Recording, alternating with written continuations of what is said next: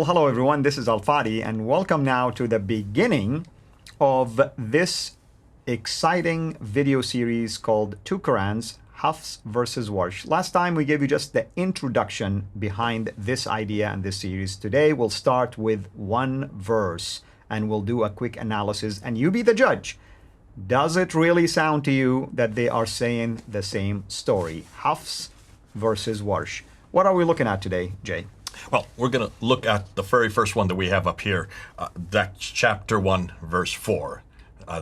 This is Surah Al-Fatiha, the very first chapter. Very first chapter, and this is the one that Muslims know. This is the one that the only one that they're taught. They read it all the time. They repeat it all the time. Yep. This is the only one they're taught. This is the only one that they're told to talk about because it's so close, they say, in meaning. So I want you're the Arabic speaker. I will desecrate it, so I'm not going to do the Arabic.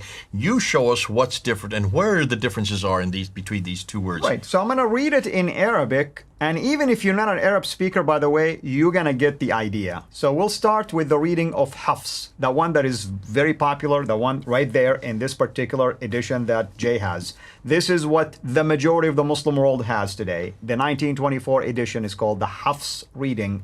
Here is how it sounds. This particular verse 4, say, Maliki Yawmiddin. I'm going to emphasize the word that has the green underline. Maliki. Maliki. You see how it sounds? Now I'm going to read it in Warsh. This is the Warsh reading. So this is the reading according to Warsh, one of the canonized readings. We have 7 readings, we have 3 additional readings, and then later on they added 4 readings. So technically speaking, we have what is called the 14 readings. And still, they will claim, those who put these things together, that anything outside of these readings somehow is considered to be shawad, meaning heretical. Well, let's ask this question. Who decides what is divine and what is not according to the Islamic thought? Well, Ibn Mujahid decided the first 7. Right. You notice you have to go all the way to the 15th century to get the next 3, and that's Al-Shatibi. And you notice that neither of these 2 are in those first 10. 7 plus 3, these 2 do not belong, yet they're the most popular. Right. So where were these 2 introduced? These 2 were introduced in 1194 by Al-Shatibi.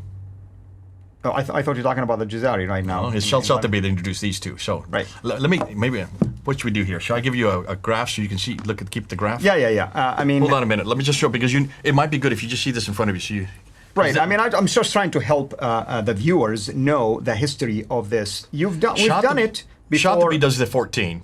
So you have 7, then you have 14, then you have 3, then you have 6. And that's what I was referring for the 3, the additional 3. That's what I meant by Al-Jazari. That's Jazari, yeah. Yes. So what I want people to do is to go and watch our video series called The Qira'at Conundrum, and you will get the in-depth teaching about all of this. Now, I'm glad we're having this conversation, me and Jay. You can tell that there are so many things that are playing out here in terms of which Quran really was the first reading, which one is considered to be the 7 ahruf that were revealed to the Prophet, and how come we have 10? How come we read about 14?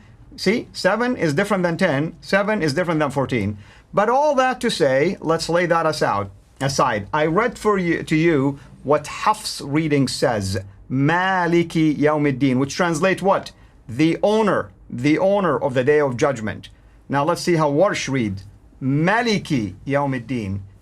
Does Malik sound like Malik? Notice, Malik. You don't have to be an Arab reader, by the way, to know that it doesn't even sound the same.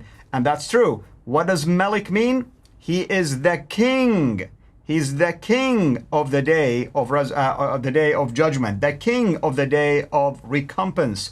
Now, believe it or not, Jay, I'm not going to get into the Shawaz readings according at least to some of these studies, but there is a reading by Abu Hanifa says, Malaka Yawmiddin, possessed the day of recompense. Who did he possess us from?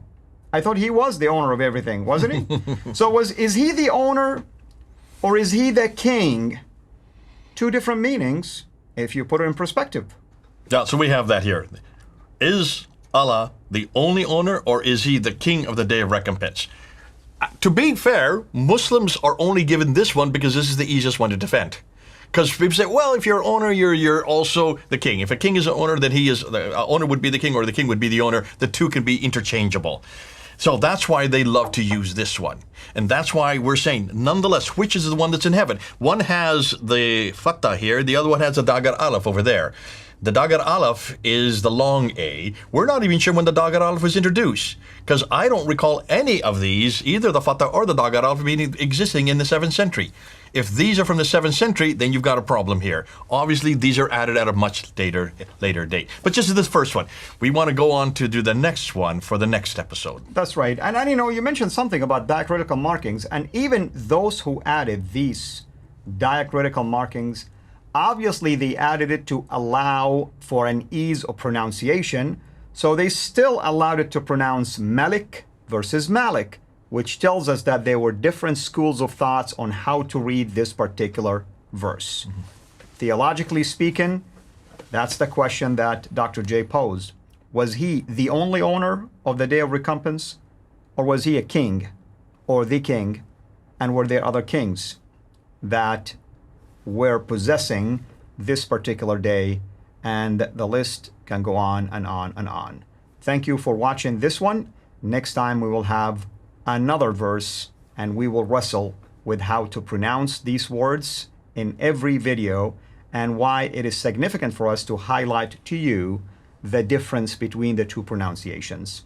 This is Al-Fadi. Thank you so much. God bless. Thank you for watching this video.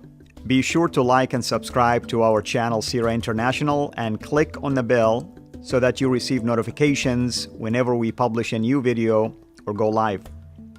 I would also like to appeal to you to consider becoming a Patreon patron by clicking the link right below. By doing so, you can give towards the production of these videos. There are also other options for you where you can give to our channel. I thank you from the bottom of my heart.